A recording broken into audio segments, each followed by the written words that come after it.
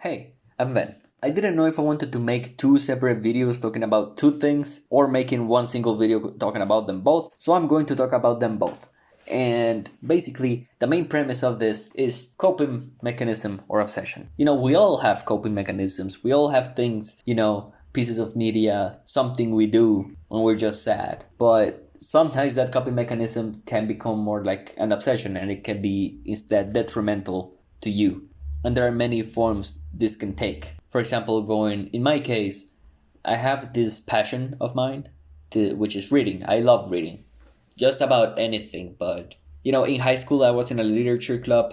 I had a great teacher, so I've always, well, not always, but since like seventh grade, I've always kind of enjoyed classics. I enjoy Franz Kafka, I enjoy Crime and Punishment. Right now, I'm reading Emma by Jane Austen. Amazing book, by the way. I love her writing. But I've always kind of enjoyed classics and shit like that. And I read a lot.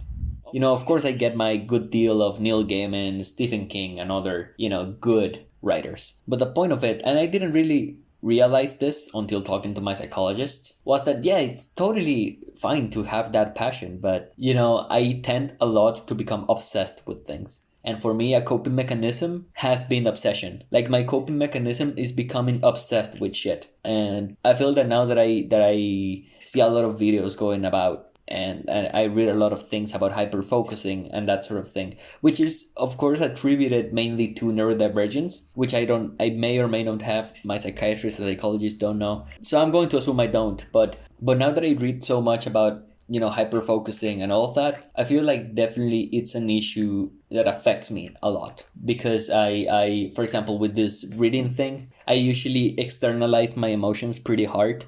I can tell you from personal experience, when I was like in my lowest points of depression, that usually correlated with the points in which I was doing like very time consuming, like very intense projects or tasks or things like that. Well, right before getting to that, lowest point of depression in which you don't have the energy to do anything, which sucks. But right before reaching that point, I was usually doing like a super time consuming project. Or even worse, I usually did like a long project for example, I'm going to tell you one that I did.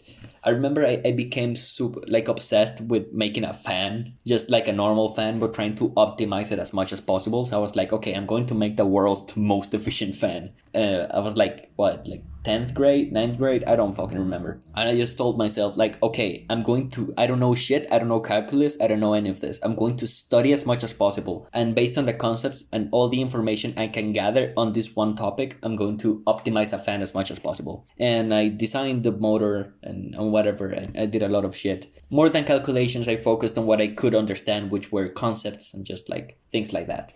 Of course, my one rule was not looking up like world's most efficient fan and just stealing their design. And so I spent a lot of time. I was like 2 or 3 months into that project. And I ended up with a good idea, a good like concept for the design. Couldn't really design it because I didn't have the skill in any sense. I didn't have the math, I didn't have the engineering knowledge and all, but I went pretty far with that. And again, that was 2 or 3 months in which I studied like 2 hours, like 3 days a week, again every week for like 3 months. And that is from someone that has no discipline whatsoever. Right? In high school, I was never the guy who studied, not because I was cocky, but just because I just suck with discipline. Even right now in college, I struggle with that. And again, this was a very low point in my depression. And the worst thing from that was that when I finished this project, well, more like gave up. I reached a point in which I was like, dude, trying to go past this point requires engineering knowledge that I simply will have to study a lot to acquire. So I was like, okay, the model is close enough. I got a couple of things. I did compare it to some like professional models and it was kind of around like the same idea, so it's fine. But after I gave up on that project, I just had, my obsession was gone. And I didn't use any of that time to actually work on myself. So the moment the obsession was gone, the depression hit twice as hard. So the thing that I learned from that, and this, I know this story was kind of long. I probably could have summarized it in a shorter way, but I always record this first take. That's my rule on this. So the point is that what I got from that is like, dude, the moment the obsession is gone, because you never spend time to work on yourself, the depression is going to come back twice as strong. I think the only analogy I can imagine for this is like when you drink coffee.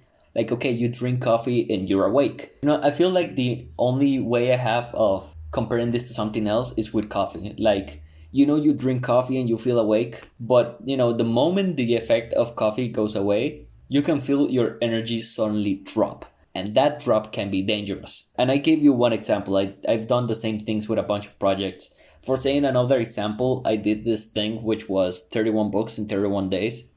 It's a bit specific. I'm going on a tangent. I always felt scared of sharing like more specific things about my life that will make me recognizable. But, one of these days I was thinking like, if some of my friends find this channel, that will just mean that my channel did well. So I wouldn't really be mad with that. Either that or I'm super unlucky and they found it even though it only has like 3 views. But anyways, the point is that I did 31 books in 31 days. And I wasn't really on such a low point of my life, at least not nearly as bad as compared to the previous example I gave, even if they were similarly intense for me. But it's still dangerous because it is still a form of escapism. So even if I wasn't really doing that bad when I did the books thing, it's still dangerous.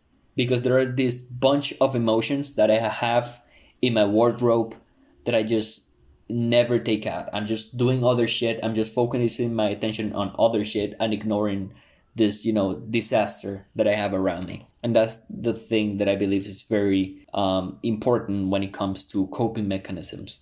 It's fine having coping mechanisms. Necessary even, right? Movies, books in my case. For some people, certain content creators, that's totally fine. But be careful when that coping mechanism stops you from actually working on your own shit. Because then you're just going to make it worse. Because the moment that obsession goes away, the problems go back twice as strong. Because now they've been accumulating for months or years even. So that's the only thing I want you to get out of this. I still have trouble forming my thoughts as I do this on the go. Not really good at improvising. But that is all I wanted to say. Be careful with your coping mechanisms. They're totally fine, totally healthy. Well, as long as you have a good coping mechanism, unlike self-harm or things like that I have partaken in and don't recommend at all. But if you have a coping mechanism, even if it is a normal coping mechanism, as the ones I previously mentioned, like movies, books, music and such, but be careful because if you lean in too hard on escapism, then you're just going to never approach the problem and you're never going to work through it. It's fine if you take it slow. It's fine if you require a lot of time with your coping mechanism per like problem you treat, as long as you treat them. Like, take your time but do something, right? For example, in my case, I'm not saying you to do the same. I'm just telling you like what helped me. I know that when I started reading, I thought like, if this is my coping mechanism and I keep reading like books that give me insight about, maybe certain aspects of philosophy or stuff that could be helpful for me, then maybe while I'm coping with books, I can indirectly work through my problems. So not only am I really interested in the classics and stuff like that, but some of them help me a lot with working through problems. Because for me, philosophy helps me a lot. So that's all I wanted to say. Again, books are the thing that work for me. Maybe for you it's music. Maybe for you it's gardening. Maybe for you it's, I don't know, fucking bitches and getting money.